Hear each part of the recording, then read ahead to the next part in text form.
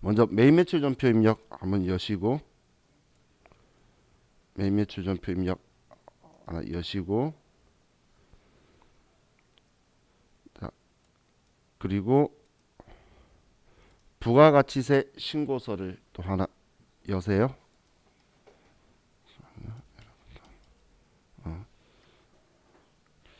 자, 그렇게 하셔서 부가가치세 신고서는 1월 1일부터 3월 31일까지 일기 예정 기간으로 열어주시고,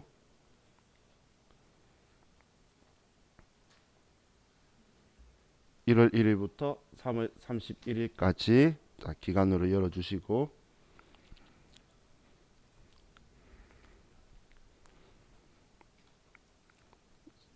자,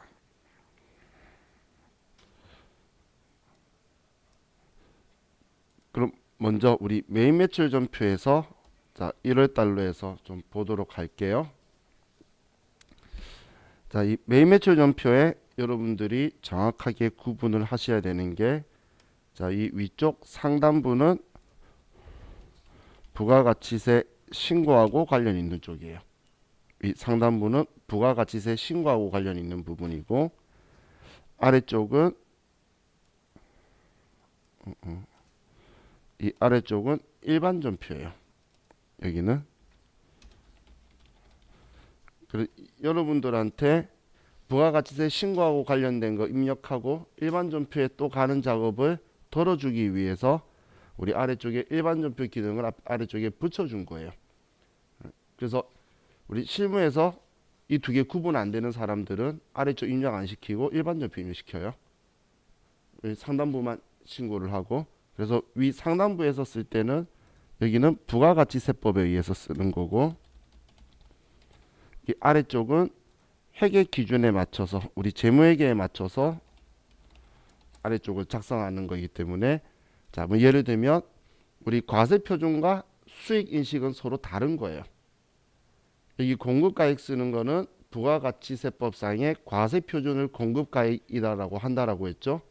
그럼 여기는 공급가액은 여기는 과세표준을 쓰는 거고, 우리가 아래쪽 분기에서 제품 매출이다 상품 매출이다 하는 건 수익인식 금액을 쓰는 거예요.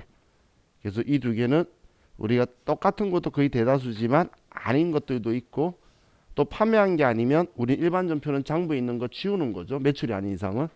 그런 걸로 가야 되기 때문에 이 두 개를 구분해서 생각하셔야 되지, 이 두 개를 같이 생각하시면 아래쪽 편리하게 하라고 한 게 여러분한테 독이 된 거예요.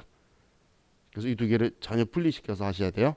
근데 전산 회계 1급에서는 과세 유형을 물어보는 게 문제의 포인트였기 때문에 아래 분계에선 특별함을 안 집어넣어서 두 개가 별 문제 없이 가능했겠지만, 세무 2급에서는 아래 분계에서도 일반 전표에서 특이한 분계 내는 것처럼 같이 넣어버릴 거예요. 심지어는 현물 출자에서 아래 분계에 자본금이 튀어나오기도 해요. 그렇기 때문에 위아래를 전혀 다르게 이원화시켜서 생각을 하셔야 돼요. 자, 그럼 우리가 메인 매출 전표는 써본 적이 있으니까 날짜 1일이라고 썼을 때 이 과세 유형이 있죠. 자, 이 과세 유형을 우리 부가가치세에 대해서 공부를 제대로 하지 않는 전산 회계 1급 때부터 얘를 트레이닝을 시키는 이유는, 이 과세 유형 번호는 부가가치세 신고서에 몇 번 칸에 들어가라라는 명령어예요. 그렇기 때문에 우리가 회계 1급 때부터 이걸 트레이닝 시킨다고 보시면 돼요. 자, 예를 들면 여기에 내가 11번이라고 쓰고 공급가액 100만 원에 그냥 거래처 범어산업이다라고 하나 정했어요. 그럼 분계 아무것도 안 하고 위 상단부만 입력을 해도 우리는 부가가치세 신고에 필요한 정보는 전부 다 줬기 때문에 이것만 써도 돼요. 옛날에 도전 프로그램 처음 나왔을 때 90년 처음 나왔다기보다 제가 처음 만졌을 때 90년대 후반에는 이거 세금계산서 발행하는 용어로만 썼기 때문에 그땐 도스 버전이었어요. 전부 다 상단부만 썼지 아래 분계는 자기 회사 프로그램에 썼었어요. 그렇기 때문에 이 상단부만 쓰면 이 100만 원에 대해서 제가 11번이라는 명령어는 부가가치세 신고서에 지금 여러분 열려 있으시면 F12번 누르는 게 세로 고침이에요. 그럼 1번 칸에 들어가라는 명령어니까 얘가 1번 칸에 금액이 들어간 거예요. 그럼 우리가 12번 매출 영세라고 하던 거 있죠?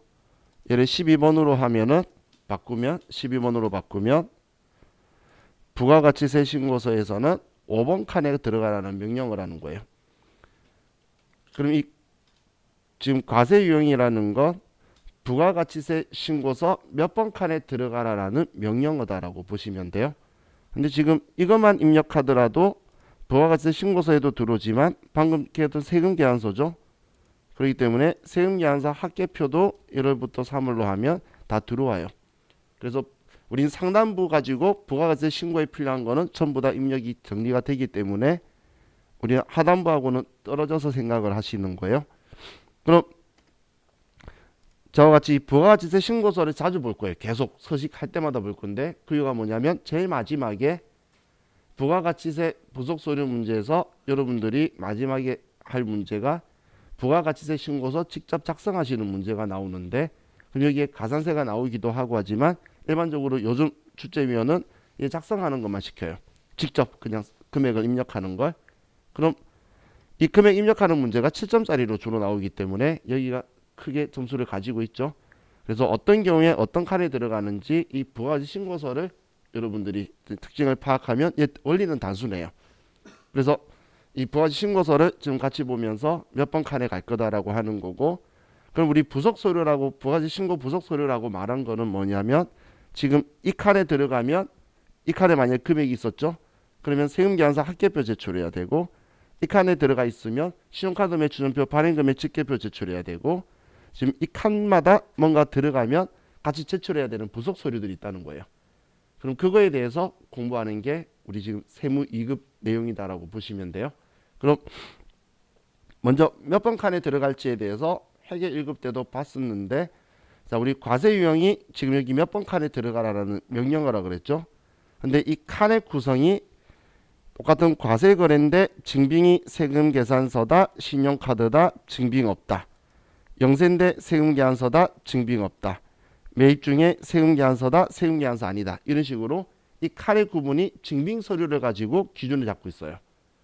그렇기 때문에 과세 유형을 잡으실 때는 여러분들이 다른 걸 보는 게 아니라, 자, 우리 과세 유형 선택하는 거는 첫 번째가 우리 증빙 서류를 가지고 과세 유형을 선택하시는 거예요.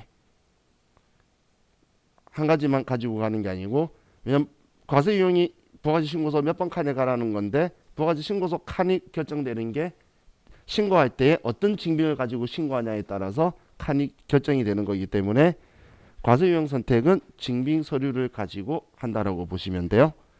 자, 그런데 이걸로 안 되는 경우가 있는데, 하나가 신용카드 거래나 아니면 현금 영수증 거래가 발생하면 이때는 과세 거래든 면세 거래든 증빙 서류가 똑같기 때문에 우리는 과세 거래, 면세 거래를 구분을 할 수 있어야 돼요.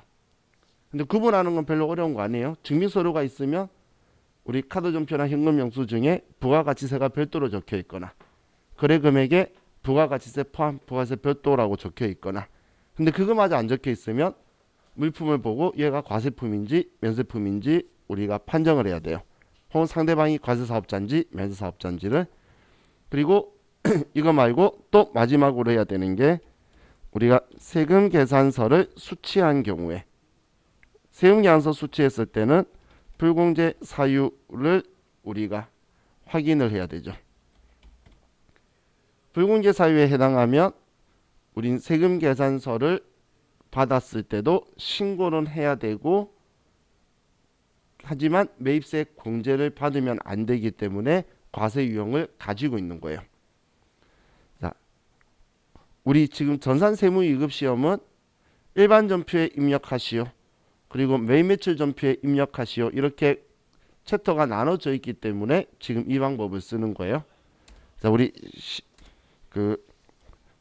불공제 사유에 해당하는데 우리가 세금 계산서를 수취를 하면 우리는 매입 매출 전표에 입력에 가서 여기에서 우리는 54번 불공을 선택하지만 신용카드 매출 전표를 수취를 했는데 불공제 사유면 이때는 일반 전표인 거예요. 또 현금 영수증을 수취했을 때도 불공제 사유에 해당하면 일반 전표에 들어가는 거예요. 그렇기 때문에 세무 1급 시험에서는 불공제 사유인지를 확인을 하고 일반 전표, 매입 매출 전표 구분을 해야 되지만 우리 세무 2급 시험에서는 그럴 일이 없다는 거예요. 왜냐면 문제 자체가 일반 전표 입력하시 우리 회계 1급 때처럼 일반 전표 입력하는 문제, 매입 매출 전표 입력하는 문제 나오기 때문에 매입 매출 전표에서 불공제 사유가 나오고 일반 전표에서는 알아서 자연스럽게 우리가 일반 전표에 입력했던 걸 보면 카드 썼던 거 일반 전표 입력한 거 보면 우리 천시시 총하는 차량을 기름 넣거나 접대하는 물건 샀던 걸로 일부러 나와요. 그래야 이직이나 이런 것들이 안 나올 거니까 부가세 이야기 안 할게. 그럼 우리는 불공제 사유 확인하는 건 세금계산서 수취했을 때만 보면 되지 그 외에는 불공제 사유 볼 필요가 없는 거예요. 그럼 이 세 가지만 지키면 첫 번째 증빙서류로 보는데 신용카드나 현금 영수증이나 세금계산서 수취한 거래가 이 세 개만 이제 우리가 확인해야 될 게 있고 나머지는 증빙을 가지고 전부 다 처리할 거라는 거예요. 자, 그럼 자, 이 매입 매출 전표에서 제가 지금 11번이라고 했는데 지금 아래쪽은 분계 그 일반 전표라 그랬죠. 자, 그럼 자, 우리 시산표라는 장부는 우리가 뭔가를 입력하면 그때그때 바로바로 반영되는 거죠. 그럼 여기에 제가 3월 31일자로 해서 우리 시산표 장부를 보면 매출 적혀 있는 곳에 얘 뭐 아무것도 안 팔았나 보네. 매출 자체가 아예 안 들어와 있어요. 이 사이가 매출 자리인데 그런데 내가 여기에서 외상이라고 해서 분계 전표를 끊어버렸죠. 그럼 전표를 끊으면 일반 전표니까 우리 외상 매출금하고 부가세 예수금하고 제품 매출이 일반 전표에 입력한 거하고 똑같이 여기에 반영이 되어서 들어와요. 한마디로 아래쪽은 일반 전표에 입력해도 바로바로 들어오는데 매입 매출 전표도 똑같은 전표라는 거예요. 그럼 분계장이 들어가도 우리 장부 중에서 분계장이라고 있죠. 우리가 분계한 거 전부 다 들어오는 이 분계장에 들어가도 전부 다 하면 어이구 이렇게 많았어. 자, 지금 방금 했던 이 100만원짜리 분계는 여기 들어와 있다는 거예요. 방금 제가 1월 1일 날 했던 게 이거였죠. 그런 것처럼 지금 우리 매입 매출 전표에서 아래 하단부에 입력하는 거는 일반 전표라고 생각을 하셔야 돼요. 그럼 우리한테 편리하라고 내가 여기서 매출이라고 잡아주면 부가가치세 매출세액이 있는 거는 컴퓨터가 우리가 혼합이라 하더라도 부가세 예수금이라고 자리를 대변에 잡아주는 거고 만약에 매입에서도 51번 매입과세라고 하면 공제된다라는 의사표현이니까 차변에 부가세 대급금이라고 넣어주는 거예요. 그런데 우리 공제가 안 된다라고 하면 54번 불공이라고 하면 얘가 공제가 안 되니까 여기 개념 과목은 수정할 거니까 같이 금액을 합쳐서 이 돈 다 뭐 사는데 취득원가가 되거나 아니면 이거 사면서 들어간 비용이다라고 처리하라고 합쳐주는 거예요. 그럼 컴퓨터가 아래쪽에서 편리하게 우리한테 도움을 주고 있는 거니까 그걸 우리가 너무 맹신하면 안 되고 일단 부가가치세 분계만 여러분들이 도움을 받으시지 나머지는 전부 다 확인을 하셔야 된다는 거예요. 자, 그럼 우리 이제 매입 매출 전표에 입력했을 때에 그 이걸 가지고 자, 여러분들 지금 매입 매출 전표하고 부가가치 신고서 열고 있으시죠? 자, 그럼 저와 같이 이제 하나씩 어떨 때 과세 유형 선택하는지 보고 그리고 부가가치 신고서 몇 번 칸에 가는지도 같이 보면서 정리를 하도록 할게요. 자, 그럼 첫 번째 매출에 대해서 보면 매출이라는 건 우리가 부가가치세법에서는 물건을 파는 사람이 과세거래에서 거래 징수했다는 증빙으로 증빙서류를 주는 거예요. 그래서 발행하다 아니면 발급하다 혹은 교부하다 뭐 이런 형식의 표현들이 있으면 이게 매출이다라고 보시면 돼요. 그럼 이 증빙들을 우리가 발행을 했을 때에 그때 자, 우리는 증빙 서류가 뭐냐에 따라서 우리 과세 유형이 뭘로 선택되는지, 그리고 부가가치세 신고서는 어떤 게 들어가게 되고, 그리고 부가가치세 신고 부속 서류는 어떤 게 함께 돼야 되는지를 같이 보도록 할게요. 같이. 자, 그럼 첫 번째는 증빙 서류가 전자세금 계산서나 아니면 그냥 세금 계산서나, 제가 가로치는 거는 글자가 있을 수도 있고 없을 수도 있다라는 거예요. 자, 그럼 세금 계산서를 발급하다, 교부하다, 혹은 우리 수정 세금 계산서를 발급하다, 어떻게든 세금 계산서를 발행하게 되면, 특별한 증빙에 의한 게 아니고 세금 계산서를 발행하게 되면 우리는 11번 매출 과세를 선택할 거고, 부가가치세 신고서에서는 우리가 1번 칸에 들어가라는 얘가 명령어예요. 1번 칸에. 자, 그럼 이 경우에 매출이기 때문에 우리는 매출처별 세금 계산서 합계표라는 게 작성이 돼요. 자, 이건 우리가 직접 만질 일은 없어요. 회계 1급 때 조회할 때나 세금계산서 매수 볼 때나 들어갔죠. 그냥 컴퓨터가 매입 매출 전표에 입력된 걸 가지고 전부 다 작성을 해줄 거기 때문에, 자, 이렇게 될 거예요. 자, 그럼 매입 매출 전표에서 여러분들 11번 매출 과세로 해서 분계는 필요 없으니까 그냥 지워버리고 여기까지만 한 줄을 입력을 하세요. 여기는 11번으로 제가 매출 과세로 방금 제가 설명했던 거 보고 어떻게 들어가는지 같이 좀 보려고 하는 거예요. 자, 그럼 11번 매출 과세를 하면 우리 부가가치세 신고서는 우리 열려있는 상태에서 F12번 누르시면 새로 고침이니까, 그럼 1번 칸에 금액이 들어가죠. 그럼 1번 칸에 금액이 들어가고, 그리고 우리 세금 계산서 합계표라고 적혀 있는 곳 있죠. 여기에 1월부터 3월로 들어가시면 여기에 들어오게 될 거예요. 근데 이 세금 계산서 합계표는 지금 여기에도 칸이 있고 여기에도 탭이 있죠. 자, 여기 날짜는 옛날 거라서 그렇지 지금 상관없는 날짜예요. 날짜는 신경 쓰지 마세요. 서식에 적혀 있는 이 날짜는 우리가 이제 신경 쓰는 거 아니에요. 이 날짜는 이건 옛날 이야기예요. 그럼 지금 왼쪽하고 오른쪽이 구분이 뭐냐면, 왼쪽은 세금 계산서 합계표 안 내도 되는 거, 오른쪽은 세금 계산서 합계표 제출해야 되는 건데, 우리가 매입 매출 전표에서 지금 전자에 체크를 안 했죠. 안 했기 때문에 세금 계산서 합계표 제출해야 되는 쪽에 들어와 있는 거예요. 그럼 만약에 내가 지금 여기에서 1번 전자에 열하고 체크를 하죠. 체크를 하면 얘를 날짜를 다시 3월 달로 조회하시면 이제 앞쪽 전자분으로 들어오게 될 거예요. 그럼 이 전자의 열하고 말하는 건 엄청 중요한 역할을 하죠. 그렇기 때문에 우리 세무사의 시험에서는 얘 체크 안 해도 그냥 3점 오답 처리해요. 부분 채점 없어요. 많은 사람들이 이거 하나 가지고 말하는데 뒤쪽에 우리 실무적으로는 큰 영향을 미치게 되죠. 자, 그럼 이제 우리 첫 번째 11번 매출과세 했던 걸 봤고, 자, 두 번째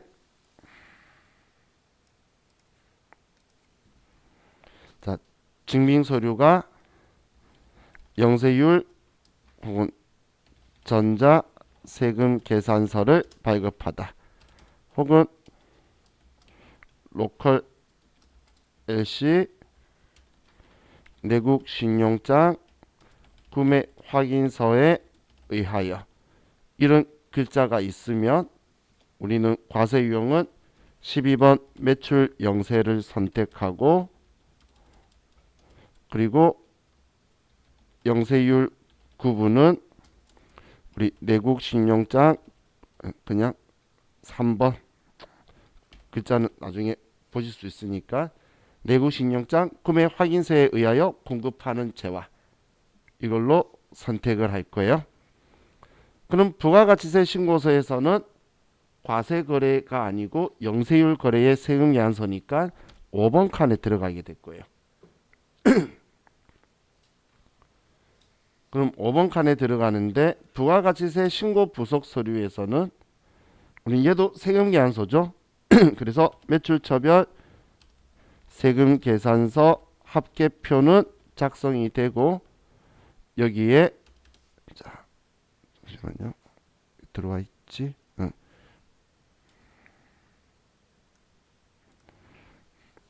내국신용장 구매 확인서 전자발급 명세라는 게 작성이 같이 되는 게 원칙이에요. 여러분들 회사에서는. 그리고 혹은 영세율 첨부 서류 제출 명세서를 작성하기도 해요. 또 영세율 매출 명세서도 같이 작성이 될 거예요.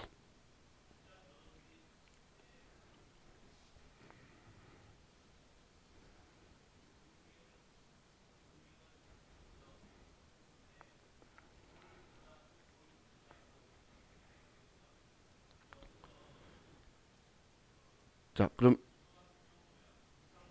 이건 너무 그 부속서류는 너무 심각하게 볼 필요 없어요. 제가 부속서류 엄청 많이 쓸 건데 그 중에 우리 시험에 한 개 나와요 주로. 그 많은 것 중에. 그래서 내가 너무 연연하지 말라고 부속서류 이야기하는 거예요. 그 한 개도 3점. 아 정말 영양값죠. 일반 전표 한 개 거래처 틀리거나 전자 이어 안 한 거하고 똑같은 결과예요. 그런데 3점짜리가 부분 채점이 있어요. 그러면 너무 연연 안 해도 되겠죠.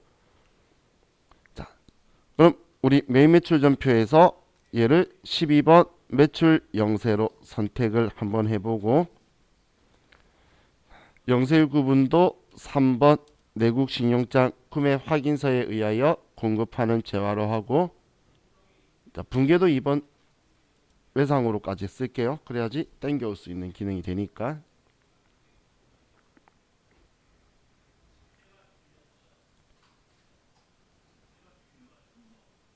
자, 여기까지 하셨죠?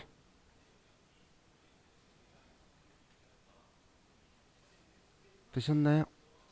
자, 그럼 12번 매출 영세로 해서 이렇게 전표 끊어놓고 자, 부가가치세 신고서에 가면 얘는 F12번 새로 고침하면 당연히 영세율의 세금계산서 발급분 글자 읽어보면 당연한 이야기죠. 지금 영세율 세금계산서 발행하면 12번 하는 거고 여기도 매출에서 영세율의 세금계산서 발급분인 거잖아요. 그죠? 이게 내용만 분석하면 당연한 칸들인 거예요. 그럼 얘 가지고 세금계산서 합계표는 자, 얘도 F12번 하시면 이번엔 세액이 없는 걸로 해서 나오죠. 그죠? 방금 12번 매출 영세로 바꾸고 나면 아니면 날짜를 1월부터 3월 다시 조회하시면 이번엔 세액이 없게 영세율로 바뀌어서 들어와 있을 거예요. 예? 그러면 이 탭이 틀린 거죠. 그죠? 자, 그럼 이제 우리 부가가치 탭이 있는 것을 구경하는 거예요, 얘네들. 그럼 여기서 먼저 영세율 매출 명세서 클릭해 보시면 1월부터 3월이라고 하면 방금 우리 영세율 구분했기 때문에 여기에 들어오는 거예요. 영세율 구분했기 때문에 여기에 금액이 들어오는 거예요. 그래서 영세율 구분 틀리면 오답 처리할 거예요. 자, 그리고 이제 또 내국신용장 구매 확인서 전자발급 명세 있죠. 자, 얘는 1월부터 3월이라고 하고 그리고 위에 불러오기를 눌러서 이건 구경하는 거예요. 우리 시험에는 불러오기 안 하고 직접 작성시킬 거예요.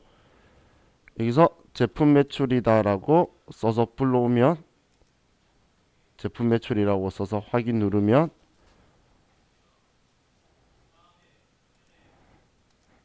방금 했던 애가 불러 들어와지죠. 이런 식으로 얘를 작성하도록 될 건데 이 서류 번호하고 발급 일자하고 나오는 증빙을 주면서 얘 작성시키는 게 나오기도 해요. 안 나온다고요? 어디 구분? 여기? 여기서 제품 매출 하나 넣었어요. 예, 불러오기 누른 거예요. 그냥 제품 매출 하나 넣었어요. 자, 이건 그냥 구경하는 거니까 그냥 모셔도 돼요.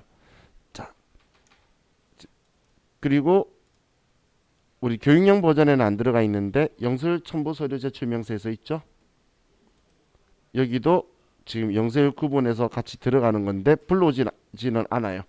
여기에 입력한 걸 전표 처리하는 거는 활성화되어 있는데 불러오는 건 안 되어 있기 때문에 얘도 같이 연결이 된다라고 보시면 돼요. 같이. 그러면 지금 우리 12번 매출 영세고 여기에 금액이 있을 때 얘네들이 같이 들어갈 거다. 이렇게 생각하시면 돼요. 자, 다음은 이제 증빙 서류가 계산서를 발행하거나 전자계산서를 발행하면 계산서는 면세사업자의 적격 증빙이죠. 그래서 계산서라는 글자가 있으면 여러분은 그냥 바로 면세 이렇게 생각하면 돼요. 그럼 면세인데 이걸 내가 발행해주면 매출이고 받으면 매입인 거예요. 그래서 이걸 발행하다라고 나오면 13번 매출 면세를 선택할 거고 부가가치세 신고서에는 당연히 면세니까 안 나오는 게 맞는데 우리 시험은 겸용사업자로 나올 거예요. 그렇기 때문에 겸용사업자는 부가가치세 신고할 때 과세표준 명세서라는 걸 제출을 할 건데 이 과세표준 명세서에 84번 칸에 얘가 들어가게 돼요. 그러면 얘는 매출 처별 계산서 합계표를 작성하게 된다고 보시면 돼요. 세금계산서하고 똑같아요. 계산서도. 개인사업자 3억 이상인 사업자는 전부 다 전자계산서 발행해야 되고 계산서도 5년간 보존해야 되고 매출처별, 매입처별 빨간색, 파란색 모아가지고 합계표 제출하고 똑같아요. 자, 그럼 이번에는 매입 매출 전표에서 13번 매출 면세로 얘를 바꿔버리고 얘를 13번으로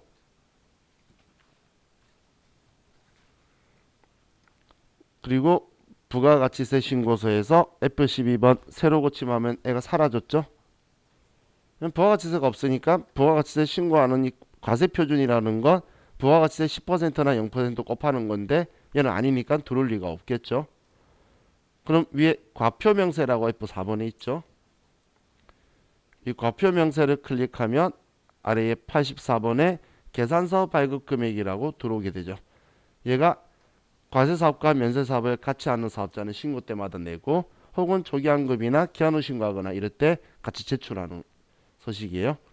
그래서 여기 84번에 계산서 발급 금액이다라고 적혀있는 이 칸에 금액이 들어오게 돼요. 자, 그럼 우리 세금계산서 합계표 아래에 보면 계산서 합계표라고 있죠. 얘 똑같아요. 1월부터 3월 하면 우리 방금 얘가 이제 세액이라는 칸만 사라진 거지 생김새는 똑같은 거예요. 똑같죠. 얘도 전자다, 전자 안 하고 신고해야 되는 거다. 칸 나눠져 있는 것도 똑같고 계산서도 똑같다고 보시면 돼요. 자, 그럼 자, 이번에는 자, 우리 증빙이 없어요. 자, 일단 증빙 없다기보단 과세 거래를 하는데 증빙이 없는 거예요. 무증빙 혹은 우리 부가가치세법에서 인정하는 적격 증빙이 없는 거예요. 인정하지 않는 간이 영수증을 준다라든지, 혹은 이 과세거래인데 과세거래 중에 증빙이 없는 간주 공급이라든지, 혹은 간주 임대료 이런 것들 있죠. 과세거래인데 증빙 서류 줄 사람이 없는 간주 공급이라든지, 내가 나한테 팔았다, 개인한테 줬다, 우리 직원한테, 혹은 거래처 줬다, 이런 거 증빙 안 되는 거였죠, 간주 공급할 때. 그리고 간주 임대료도 임대료 받은 거 아닌데 보증금 가지고 받았다고 하는 거라고 그랬었죠. 그러면 얘는 14건별이라는 유형을 쓸 거고, 자, 우리 얘는 시험 때 기본 설정 값이 공급 가액 칸에 공급 대가를 입력하는 방식으로 기본 설정이 되어 있어요. 부가세 포함으로 입력하면 알아서 분리되게. 그럼 부가가치 신고서에서는 과세거래인데 10%, 그런데 증빙이 없는 걸 기타라고 하고, 얘는 4번 칸에 들어갈 거예요. 이때는 부속 서류는 없어요. 가지고 오면 되는 거예요.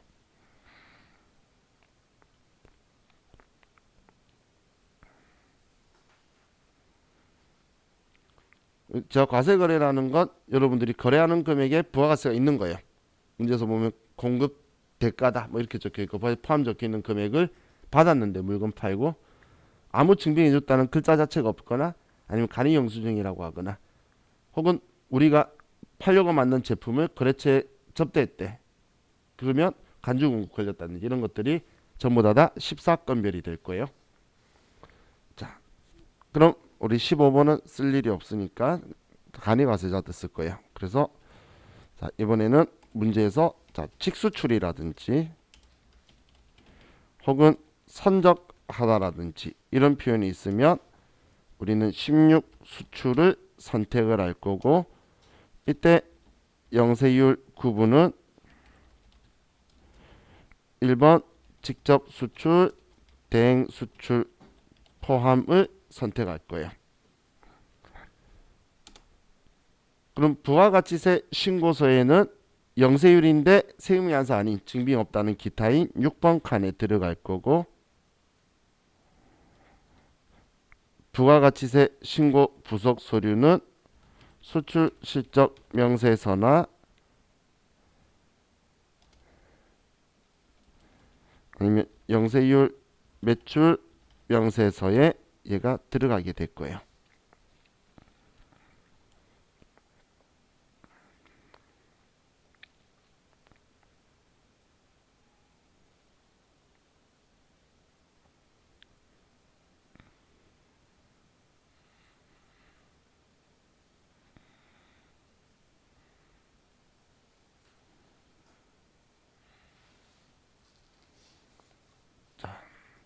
자, 14번도 안 해보고 바로 했는데, 우리 14번, 16번 다 한번 해볼게요.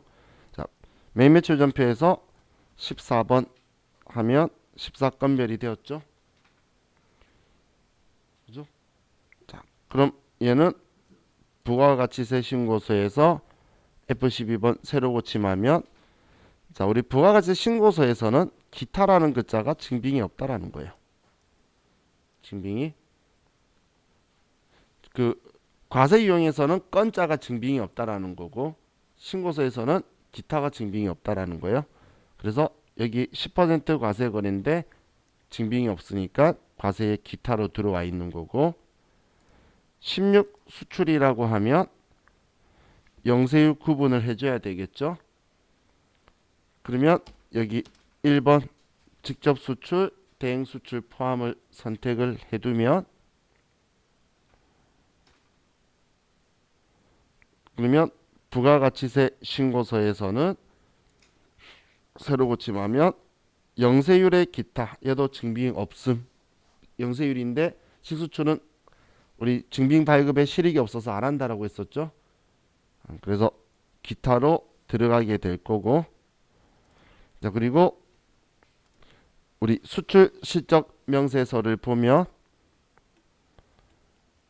이건 나중에 같이 또 공부할 건데, 1월부터 3월에서 전표 불러오기를 누르면 지금 이 전표를 불러오겠다고 뜨는 거예요. 위에 전표 불러오기 누르면 그리고 확인하면 여기에 정보가 들어왔죠.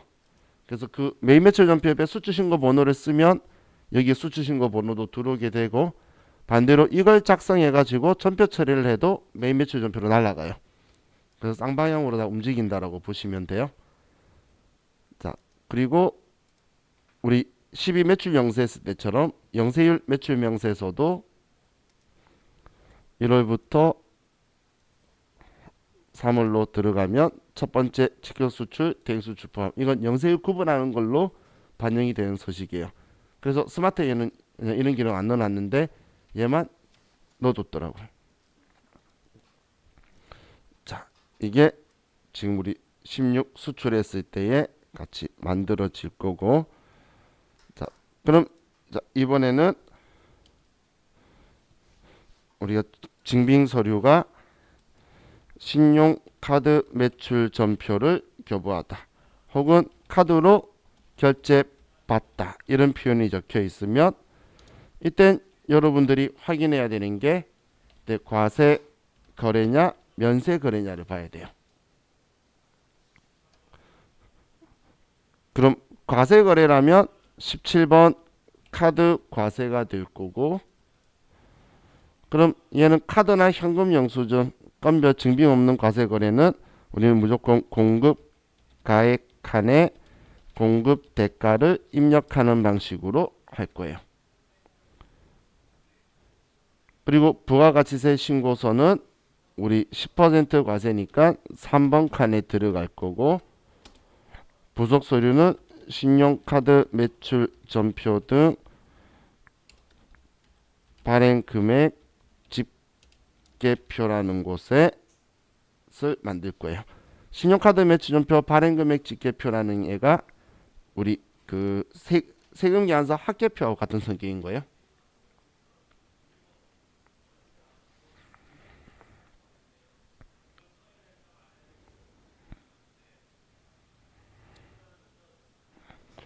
자, 그럼 이걸 보면서 똑같이 보면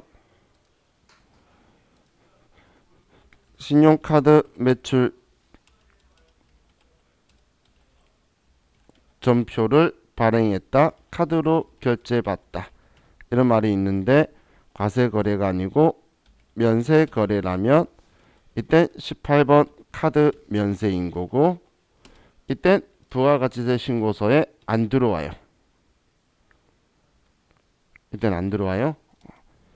그럼 부속 서류도 당연히 뭐 없겠죠. 근데 얘는 참고로 과세표준 명세서에 면세 사업 수익 금액에는 들어올 거예요. 면세 수익 금액에는 반영이 돼요.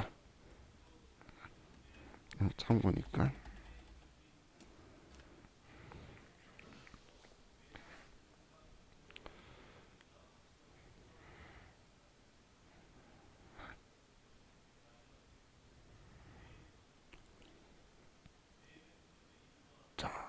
지금 이것 가지고 보면, 자, 우리가 과세 유형을 17번 카드 과세라고 하고, 그리고 카드사도 F2번 눌러서 뭐 BC 카드다. 자, 그리고 뭐 4번 카드다.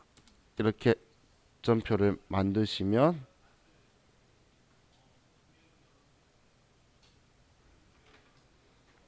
17번 카드 과세라고 한 거고, 카드사 그냥 한 군데 넣고 분계 카드라고 찍은 거예요. 자, 그러면 부가가치세 신고서에서는 새로 고침하면 과세의 신용카드 여기 칸에 금액이 들어갈 거고, 어제 신용카드 매출연보 발행세액 공제 얘기했던 거 기억나시나요? 어제 신용카드 그럼 직전 연도 전매출액 10억 이하인 개인 사업자 연간 1,000만 원 한도 이야기했던 1.3%. 그게 지금 여기 19번이에요. 얘 둘이 카드 단말기 끄는 금액이 110만 원인데 옆에 칸이 아예 막혀 있죠. 우리가 법인 사업자니까 해당 사항이 아니라는 거예요. 그래서 시험 때 직접 작성할 때는 얘 작성 안 해도 돼요. 왜냐면 어차피 세액이 안 나오니까. 자, 그럼 지금 얘를 부속 서류를 보면 신용카드 매출 전표 등 발행 금액 집계표라고 있죠.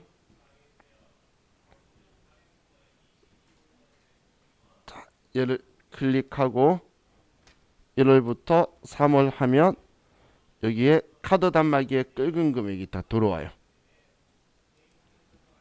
그럼 여기에 자, 이 값들이 들어오게 되겠죠. 자, 그럼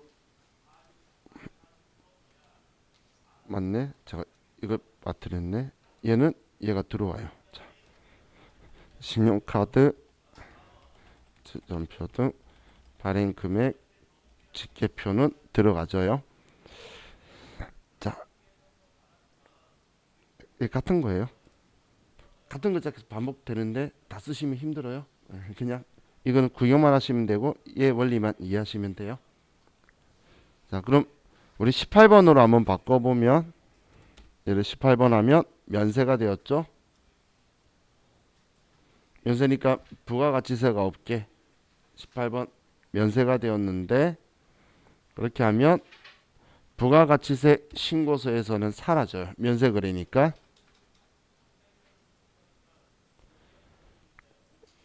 근데 과세표준명세를 클릭하면 제가 면세사업 수익금액에 반영이 된다는 건 얘 하나만을 위해 들어오는 게 아니라 면세 매출에 대한 거 수익금액이 법인세법이나 개인사업자라면 소득세법상의 매출액을 이야기하는 거 비슷한 거예요. 그래서 여기에만 반영이 된다라고 제가 표현한 거예요. 과세표준명세서에 여기에만 들어온다고 이야기한 거고, 그럼 우리 신용카드 매출전표 발행금액 집계표는 여기 아래에 신용카드 단말기 긁은 거에 대한 금액은 다 신고를 해줘야 돼요. 벤사가 국세청에 통보해 준 거는 다 넣어줘야 되기 때문에 아래 칸에 들어오게 돼요. 근데 우리 부가가치세법은 신용카드나 현금 영수증을 똑같이 보기 때문에 지금 제가 이렇게 적었죠. 근데 얘를 제가 거의 똑같이 쓸 거예요. 얘는 현금 영수증을 교부하다 혹은 지출 증빙 영수증을 교부하다. 그런 말이 있으면 22번 현금 읽으면 우리는 과세거래냐 면세거래냐 봐야 되는데 과세거래면 22번 현금과세고 공급가액 칸에 공급 대가를 입력하기에 기본 설정이 되어 있을 거고 부가가치세 신고서는 3번 부속 서류는 신용카드 매출 전표 발행 금액 집계표. 자, 그리고 현금 영수증, 지출 증빙 영수증,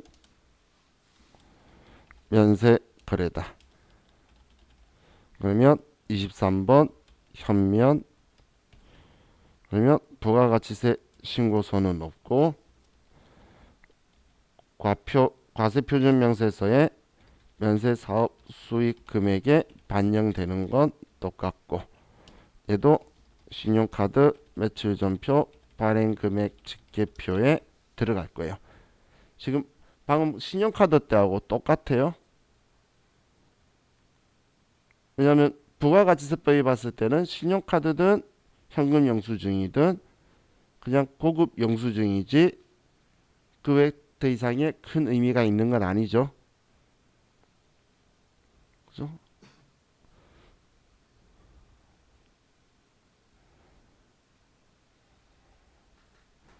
자, 그럼 보면 매입매출 전표에서 유형을 22번으로 쓰시면 여기에서만 보는 게 22번이니까 좀 다르게 느껴지는 거지. 그리고 분기는 이번엔 카드가 아니니까 뭐 외상이다라고 바꿔놓으면 아니죠. 죄송해요. 1번 현금이라고 해두면 현금 영수증이니까 외상일 리는 없겠죠. 자, 그럼 22번 현과라고 해두면 부가가치 신고서에는 신용카드 때와 똑같이 3번 칸에 들어가 있을 거예요. 그렇죠? 그리고 신용카드 매출전표 발행금액 직계표도 이번에 현금 영수증의 과세 매출 쪽에 칸으로 들어와 있죠.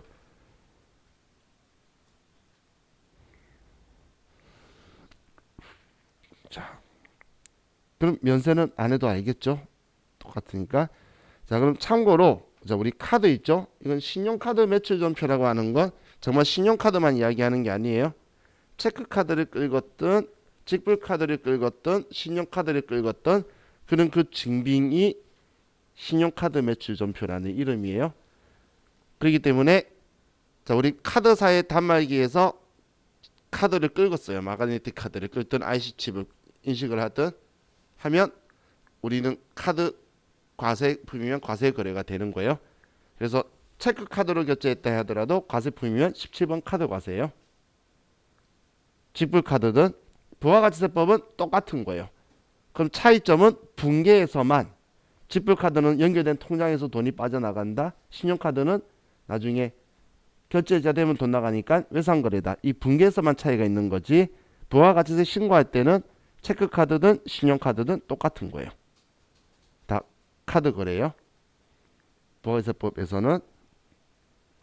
자, 그럼 이제 우리 매입 쪽으로 넘어가서 제가 안 한 건 나중에 한 번에 정리해 드릴게요. 자, 매입은 당연히 매출하고 다르게 우리가 과세 거래했다라는 증빙으로 무슨 증빙을 발급받다 아니면 교부받다 아니면 수취하다 이런 표현이 있으면 우리는 매입이다라고 보시면 되고, 그럼 이때 증빙 서류가 세금 계산서나 혹은 전자세금 계산서 혹은 수정 전자세금 계산서 이런 것들을 받았을 때는 무조건 불공제 사유를 확인을 해서 불공제 사유에 해당이 안 되는 경우가 공제되는 거니까 51번 매입 과세를 선택할 거예요.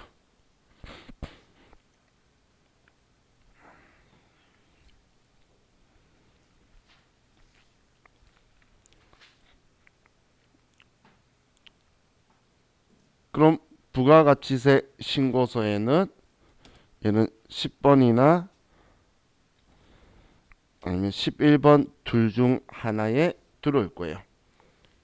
10번, 11번이라는 거는 우리 부가가치세 신고서를 이따 잠시 후에 보면 원재료 같은 일반적인 매입이냐 감가상각하는 자산인 고정자산 매입이냐 이렇게 두 개로 구분하고 있어요. 그럼 부속 서류는 매입처별 세금 계산서 합계표와 고정자산이라서 우리가 조기 환급 받을 거면 건물 등 감가상각 자산 취득 명세서라는 게 같이 작성이 될 거예요.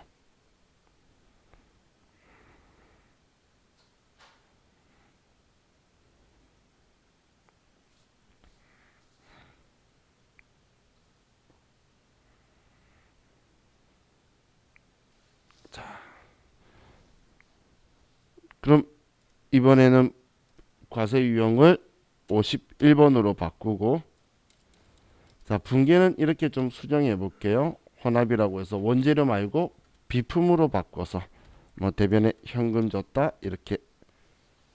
분계도 컴퓨터는 아래 분계 쪽에서 비품 쓰면은 고정자산이라는 걸 인지를 해요. 자, 전에 제가 이거 말씀드렸었나요?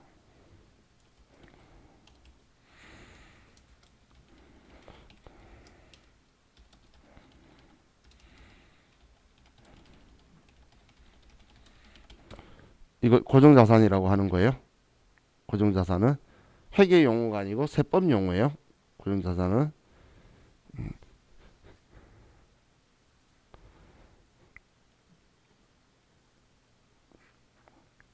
우리 고정자산 등록이라는 거 해보셨죠? 근데 고정자산 등록하면서 뭔가 이상한 거 느낀 적 없나요? 고정자산 등록에 감가상각 감가상각 잔존가액 있는 거 본 적 있나요? 잔존가액 없죠? 기억 안 나죠? 나중에 같이 볼게요. 걔는 세법상 서식이라서 세법은 잔존가액을 인지 안 해요. 그래서 있는 거예요. 회계용이 아니에요. 자, 그럼 지금 제가 분계를 비품으로 잡은 게 고정자산 샀다는 걸 컴퓨터가 인지시키려고 그냥 이렇게 바꾼 거예요. 자, 그럼 부가지 신고서에서 F12번 누르면 컴퓨터가 10번, 11번 중에 지금 비품이라고 하니까 11번이 들어온 거예요. 자, 우리 매출에서는 보시면 처음 나누는 게 과세다, 영세다로 둘로 나누죠.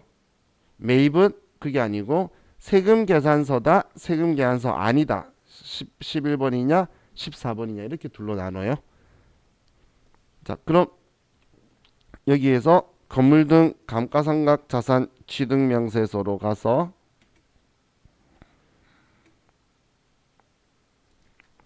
(1월부터) (3월) 해서 들어가면 여기에서 방금 내가 비품을 했기 때문에 기타로 자동차 했으면 차량 운반고라면서 여기에 들어오게 될 거예요. 이거 우리 조기환급, 어제 우리 조기환급 이야기했었죠. 우리는 사업용 고정자산을 취득하거나 혹은 우리 영세율 거래인 건데 영세율 적용 안 받아 수출하는 건데 영세율 거래 적용 안 받은 경우에 우리는 조기환급 신청을 할 수가 있죠. 그때 우리 사업용 자산 조기환급 신청한다면 얘를 같이 작성하는 거예요. 그달 깎으면 1월부터 2월, 2월부터 2월 이렇게 해가지고 신고를 할 수가 있어요. 자,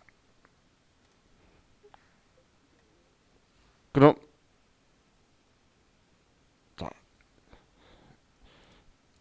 이번에는 증빙서류가 영세율 전자 세금 계산서를 수취하다. 세금 계산서를 수취하다. 그럼 영세율 세금 계산서를 받았는데 로컬 LC 혹은 내국 신용장 구매 확인서에 의하여 이걸 받았다면 52번 매입 영세가 될 거고, 부가가치세 신고서는 여기서 세금 계산서죠. 세금 계산서는 전부 다 한 군데 다 때려 넣을 거예요. 10번, 11번 둘 중 하나. 그리고 매입처별 세금 계산서 합계표에 들어가게 될 거예요.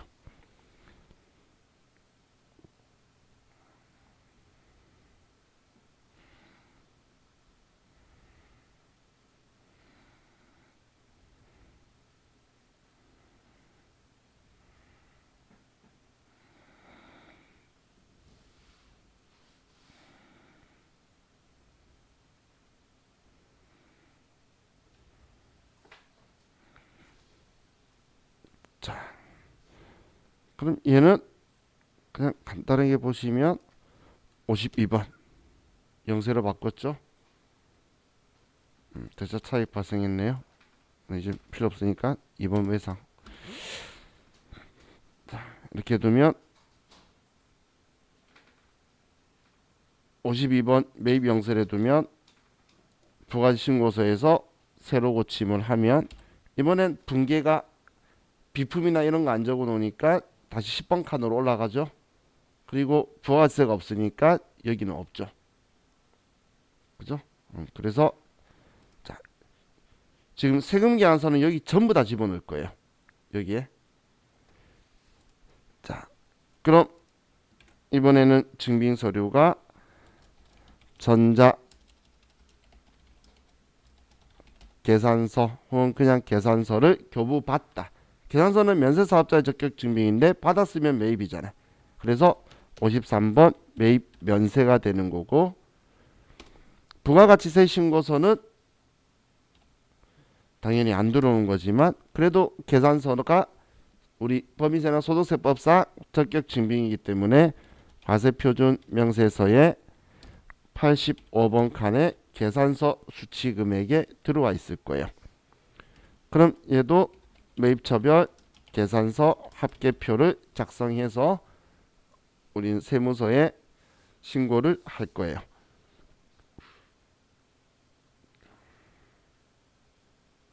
그냥 면세 사업만 하는 사람들은 사업장 현황 신고할 때 뭐 이런 것도 제출하는데, 그런데 과세 사업, 면세 사업 같이 하는 사람들은 부가세 신고할 때마다 과세 표준 명세서와 얘네들을 다 같이 제출을 하는 거예요. 매번. 자, 그럼 매입 매출 전표에서 얘를 53번으로 면세로 바꿔보면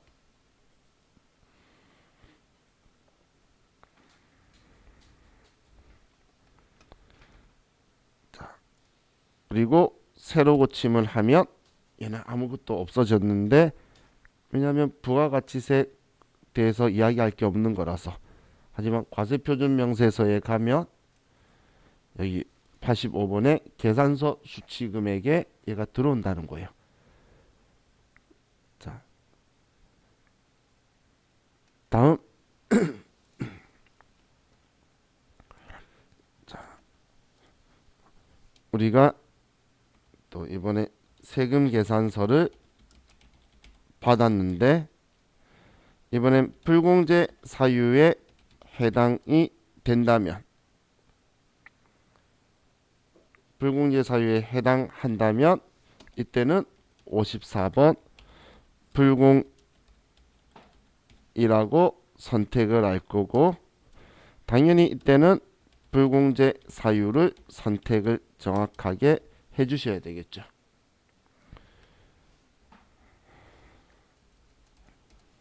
자, 그럼 부가가치세 신고서는 세금 계산서니까 얘도 10번이나 11번에 들어오는데, 여기만 들어오는 게 아니라 그 다음은 16번 중에 50번에 들어올 거예요. 넣었다 빼버릴 거란 이야기예요. 그럼 얘는 매입처별 세금 계산서 합계표가 되고, 그리고 공제받지 못할 매입세액 명세서가 작성되게 될 거예요.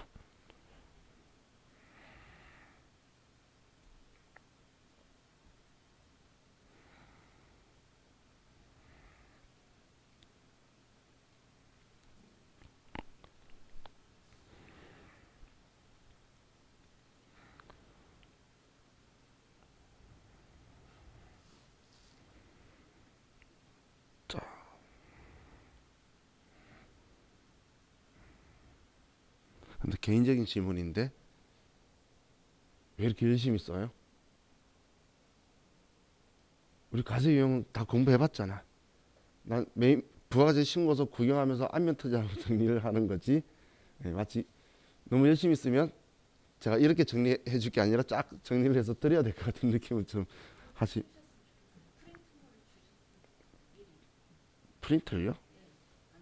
네, 그럼 전 그런 거 없어요. 자, 그럼 자, 우리 여기에 다른 거 하기 전에 먼저 51번을 한번 먼저 선택해 볼게요. 51번. 51번 매입세 공제되는 거였죠? 그럼 51번이면 이거 한 건만 있다 그러면, 자, 부가세 신고서에 F12번 새로 고침하면 여기에 한 개가 들어가서, 자, 지금 여기에 동그라미 가가 매출세액이고 동그라미 나가 공제되는 매입세액이에요. 가가 매출세액이고 나가 공제되는 매입세액이에요. 그런데 공제되는 매입세액만 있으니까 우리 얘가 차가감 납부세액, 우리가 실제로 납부하고 있죠. 근데 부가가치세 계산할 때는 가에서 납 빼면 다 되는 거 맞고 납부세액인 건데, 이제 세액공제라든지 가산세 다음에 실제 낼게 이거다 이런 뜻인 거예요. 그래서 차가감 납부세 빼고 다 빼고 더하고 거 다 더한 게 실제 낼 거다 이런 이야기인데, 그런데 지금 우리는 매입만 있으니까 공제되는 거니까 지금 마이너스가 뜨면 환급액이 떴다는 거예요. 마이너스면 지금 매입세 공제받을 것만 있잖아. 매출은 없고. 그럼 이런 상황인데 만약에 자 얘를 이제 이거 여러분들이 매입 매출 전표에서 얘를 54번으로 바꾸세요. 불공으로. 그럼 우리는 매입세 공제가 안 되는 사유라 하더라도 세금 계산서는 무조건 신고해야 되는 거예요. 세금 계산서는 부가가치 신고를 해줘야 되는 거예요. 그래서 지금 여기 이러고 있는 거야. 신용카드나 현금 영수증은 신고를 안 해도 카드 긁었으니까 벤사가 국세청에 통보를 다 해주는 거예요. 그렇기 때문에 일반 전표로 그냥 가버려라는 건데, 근데 세금 계산서는 무조건 신고를 하는 거예요. 그럼 여기 불공제 사유에서 그냥 우리 4번 접대라고 보면, 분기는 신경 쓰지 말고 접대라고 봤을 때, 자 그럼 그 부가가치 신고서에서 F12번 하면, 자 이번에는 세금 계산서니까 당연히 여기는 들어와야 되는 거예요. 공제되든 안 되든 다 신고해야 되는 거야. 그런데 얘 공제 받으면 안 되니까 16번에서 빼버리는 거예요. 그래서 17번을 보시면 15번 여기 위에 있는 합계에서 16번을 뺀 게 17번 공제되는 매입세액인데, 공제되는 매입세액에서 빼버렸죠. 그래서 공제받으면 안 되는 건데 세금 계산서 받았으면 넣었다가 여기서 빼버리는 거예요. 그러면 공제되는 매입세액이 나에 안 들어오니까 환급받을 게 없어지죠. 자, 그래서 세금 계산서 받았을 때는 공제되든 안 되든 넣었다가 공제받으면 안 되면 얘 빼라고 여기 넣는데, 16번은 공제받지 못한 매입세액인데 오른쪽이 부가신고서 뒷장들이에요. 그러면 지금 여기 있다가 얘 클릭하면 뒷장 이렇게 해서 바뀌는 건데, 여기에 50번 칸 중에서 여기 공제받지 못한 매입세액 여기에 들어오는 거예요. 여기 값이 지금 다 합쳐져서 53번이 16번에 들어오는 거예요. 자, 그럼 이렇게 공제 안 받게 되는 거는 공제받지 못할 매입세액 이것들 전체에 대한 이 두 개에 대한 서식이 또 있어요. 위에 공제받지 못할 매입세액 명세서라고 있죠. 자, 그럼 얘 클릭해서 1월부터 3월이다라고 하면, 방금 우리가 불공제 사유를 틀려도 오답 처리하는 이유가 얘가 작성되기 때문인 거예요. 여기에서 그럼 지금 우리 여기에 안분, 정산 뭐 이런 것들 적혀 있는 것 있죠. 얘가 이건 나중에 다 우리 다 공부하면서 작성하는 연습할 건데, 얘가 우리 매입 매출 전표에서 얘네들이에요. 공통 매입세액, 안분, 계산분 이거 선택하면 그쪽으로 들어가는 것들이에요. 우리 매입 매출 전표의 불공제 사유 중에 우린 5개만 보고 있었죠. 다른 것들이 이제 우리 사용하는 거에 대해서 우리 실무적으로는 제가 몇 개 나중에 설명을 드릴게요. 자, 그럼 자 이번엔 수입 전자 세금 계산서를 발급받다, 수취하다, 혹은 어디 세관. 자, 그럼 우리는 뭘 봐야 될까요?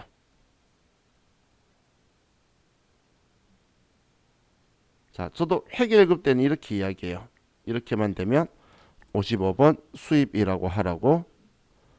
그런데 자, 이제 우리 세무 1급이죠. 불공제 사유 외인 경우에 불공제 사유 해당이 안 되면 55 수입인 거예요. 불공제 사유에 해당하면 얘는 54 불공이에요. 그대로. 수입세무계산서도 받았으니까 신고는 해야 되는데 공제받으면 안 되죠. 우리나라에서 2012 승용차 사면 매입세액 공제 안 되는데 수입하면 공제 준다는 건 말이 되나요? 둘 다 안 해줘야지. 그죠? 그렇기 때문에 자, 불공제 사유에 해당하지 않아야지만 55 수입인 거예요. 자, 우리 과거 시험 문제 중에 2012 승용차를 수입했어요. 그런 순간 전멸이었어요. 나중에 매입 매출 전표 한번 저와 같이 책은 없는데 한번 해보면 여러분을 아래쪽 분계 도와주는 게 현혹을 엄청 많이 했구나 라고 생각하게 될 거예요. 자, 그럼 부가가치 신고서는 얘도 세금 계산서죠. 그래서 10번 11번 부가가치세 신고 부속 서류는 우리는 매입처별 세금 계산서 합계표를 작성할 거예요.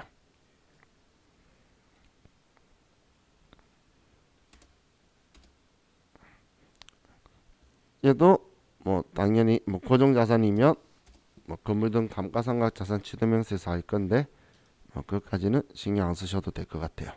자, 그럼 이번에는 신용카드 매출 전표를 교부받다. 혹은 이번에 우리 회사가 거꾸로 카드로 결제하다. 이렇게 적혀 있으면 이번에 카드 거래죠. 그럼 과세 거래냐 확인해야 되고, 그러면 57번 카드 과세다 라고 선택할 거고, 과세 거래면 그럼 공급 가액 칸에 공급 대가를 입력하는 방식이고, 부가세 신고서는 얘는 세금 계산서가 아니죠. 그래서 14번 그 밖에 공제 매입세 쪽으로 와서, 그리고 여기에 이제 우리 40번이나 41번이나 42번 칸 둘 중 하나에 들어가게 될 거예요. 그럼 얘도 신용카드 매출 전표 수령 명세서를 작성하게 될 거고, 고정자산이면 건물 등 감가상각자산 취득 명세서를 작성하게 돼요.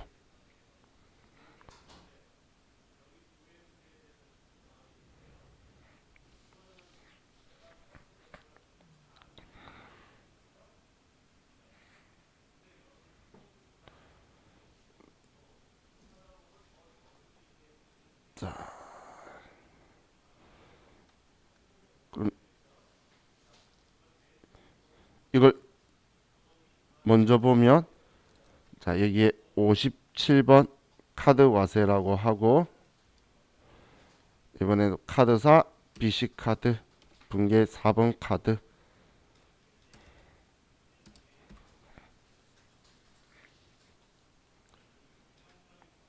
57번 카드 과세라고 하고 그냥 카드사 놓고 분계 카드라고 잡았어요. 자, 이렇게 하셨으면 부가세 신고서에서 F12번 새로 고침을 하면, 자 이제 세금 계산이니까 아니니까 그 밖에 공제 매입세액으로 14번으로 금액이 왔죠. 근데 이 14번은 그 밖에 공제 매입세액은 앞장에는 이 한 줄만 주고 뒷장에 이렇게 열거가 돼 있어요. 오른쪽 아래에. 그럼 여기에서 신용카드 수령 카드 매출 수령금액 합계표라 적혀 있는 이 칸이 지금 방금 제가 41번, 42번 이야기했던 이 칸의 금액이 들어오면 여기 합계가 여기로 들어오게 될 거예요. 여기에. 자, 그래서 자, 우리가 고정자산으로 분계됐다면 42번에 들어왔겠죠.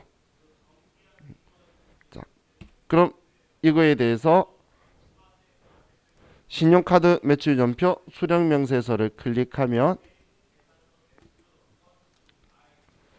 1월부터 3월 하면 방금 우리가 입력한 여기가 사업용 카드, 법인카드라고 등록된 카드사 선택된 이 카드로 이걸 샀다라고 같이 제출하게 돼요. 지금 이렇게 생각을 하시면 돼요. 여기에 금액이 들어가면 얘 제출해야 되는구나. 41번에 있으면 얘 제출하면 되고, 42번에 금액 들어가 있으면 얘하고 같이 제출하는 거예요. 42번이 이거 고정자산. 그런 식으로 같이 연결 생각하시면 돼요. 그럼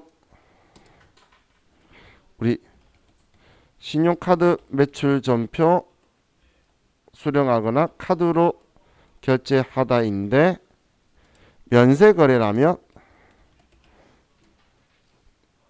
우리는 58번 카드 면세가 될 건데, 그럼 부가가치세 신고서에는 얘가 안 들어오는 게 원칙이죠. 그죠? 그런데 얘는 예외가 들어오는 경우가 있다는 거예요. 그 경우가 이제 매입세액 공제 대상 매입이나 아니면 재활용 패자원 세액 공제 대상을 면세로 샀을 때에 죄송해요. 얘는 이제 안 해줄 거다. 자, 얘만 생각합시다. 의제 매입세액 공제 대상일 때 이때 들어오게 될 거예요. 그럼 의제 매입세액 공제 대상이라면 의제 매입세액 공제 신고서가 작성이 될 건데 근데 이 대상이 아니면 부가가치세 신고서는 그 어디에서도 찾아볼 수가 없어요. 그래서 우리나라에서는 이런 제도가 있는데 외국은 이런 제도가 없겠죠. 그래서 수입산 프로그램은 58번 자체가 없어요. 외국 사람들이 이해를 잘 못해요.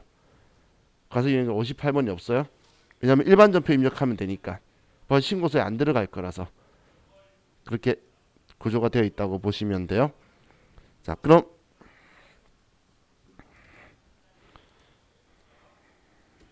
현금 영수증이나 지출 증빙 영수증을 수취했다. 그럼 얘도 우리 신용카드나 현금 영수증 다 똑같다라고 했죠.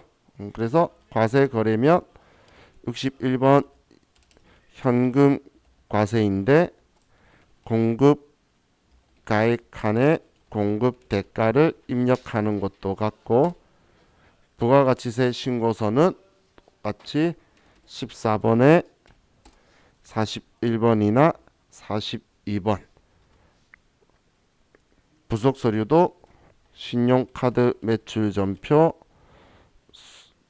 등 수령 명세서에 될 거고 얘도 건물 등 감가상각자산 취득 명세서가 될 거예요.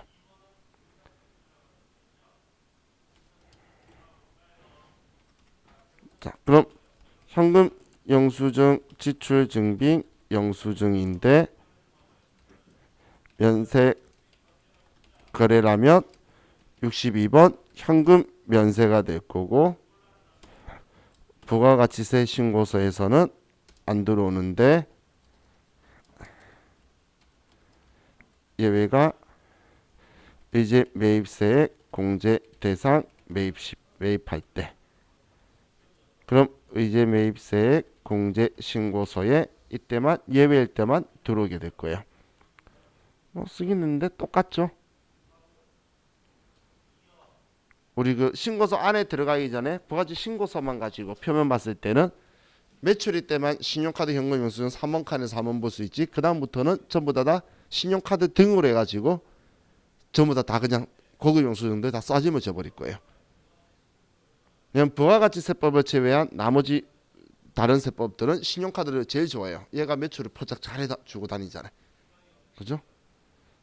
자, 그럼 우리 하나 더 과세 유형을 좀 볼게. 자, 여기에 증빙이 없고 그리고 부가가치세가 없는 과세 거래가 아닌데 그런데 얘가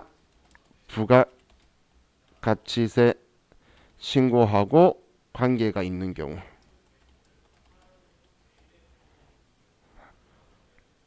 나중에 우리 볼 때 농업인이나 아니면 일반 개인한테 매입했는데 부가가치세 신고하고 관련 있는 거예요. 그럼 농업인이나 일반 개인들은 증빙이 안 되죠? 없죠? 그럼 이때 60번 명건이라는 유형을 선택할 거예요.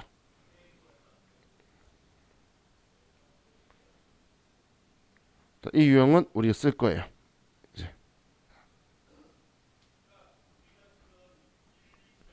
지금 부가가치세 과세거래 아닌데 있다고 한 게 전에 제가 말했던 의제 매입세 부가세 없이 샀잖아.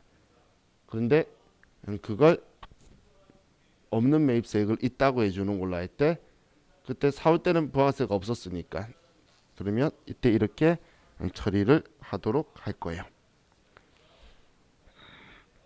자, 지금 제가 적은 거는 제가 컴퓨터로 하면서 한글 파일을 써드리는 건 제가 카페에 파일도 다 같이 올려드리고 있으니까 그쪽에서 또 보시면 돼요. 제가 판사하는 거야 뭐 화면밖에 못하는데 컴퓨터로 한 거는 여기는 파일 그냥 그대로 제가 날짜로 해서 올려드리니까 그걸 보시고 참고하시면 돼요. 자, 그럼 자 우리 교재에서 제가 과세 유형 설명 안 드린 것들 말씀드릴게요. 자, 367페이지에 보면 우리 15번 간이라고 적혀 있는 거 있죠? 뭐 15번 간이나 종합이나 이런 식으로 되어 있는데 프로그램들을 보면 자, 얘는 우리 세무사 사무실에 있으면 어쩌다 한번 쓸 일이 있을지 몰라도 우리 시험에서 나올 일이 없어요. 15번은 그렇기 때문에 이 유형은 신경 안 써도 되는 유형이에요. 자, 그리고 우리 19번 카드 영세 있죠? 19번 카드 영세는 우리가 신용카드 매출 전표를 발행을 했는데 로컬 엣이나 구매 확인서에 의해서 카드 매출 전표를 발행했다면 영세율 거래로 줘야 되기 때문에 그때 쓰는 게 카드 영세인 거예요. 그래서 신용카드 거래가 나와 있는데 이때 우리 내국 신용장 로컬 엣이 구매 확인서 적혀 있으면 이거 쓰는데 시험에 나온 적은 한 번도 없어요.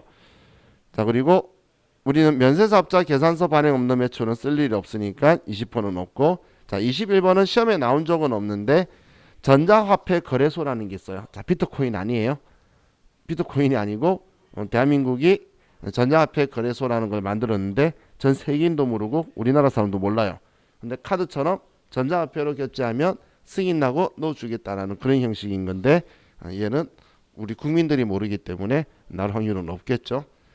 자, 그리고 현금 영수증에서도 우리 내국 신용장이나 구매 확인서에 의해서 발행했다면 우리는 24번 현금 영세를 선택한다라는 거예요. 자, 그리고 다음 페이지 보시면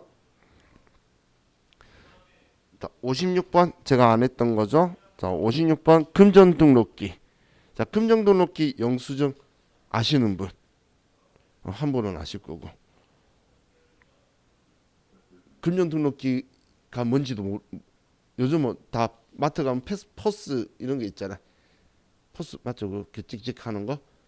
옛날에는 손가락으로 따다닥 치면 도트 프린트식으로 뚜뚜뚜 찍혀 올라오는 거 있었어요. 그 종이가 금전 등록기 영수증이에요. 한마디로 시험에 나올 일 없다는 그 이야기예요. 시험 나올 일이 없어요.